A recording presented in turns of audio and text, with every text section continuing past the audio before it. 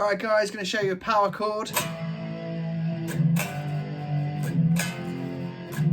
Okay, so these just use the root and the fifth, so we're just going to use 2 strings, going to play 2 strings for this. Let's start with an A power chord here, which is on the 5. We're going to go first finger on the 5th fret, and then our 3rd finger is going to go on the 7 on the A string.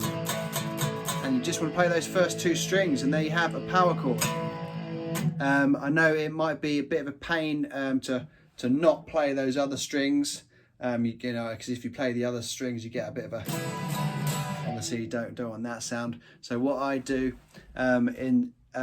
instead of having your finger kind of up there, you can lay that down, lay your first finger down so you're just touching the other strings, and then if you do hit the other strings, you're not going to hear them, so you're not in danger of that horrible sound. Okay, so I've got my thumb there at the back of the neck, almost sort of in line with my first finger, and a nice straight wrist there, because if I have my thumb up the top there, then it kind of brings them a bit close together and it's harder to stretch. So if we go thumb down, straight wrist, power chords, nice and easy.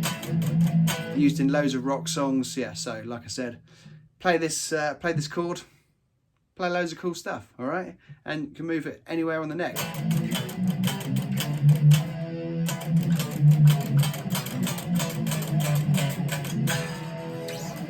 I think you get the idea. Cheers.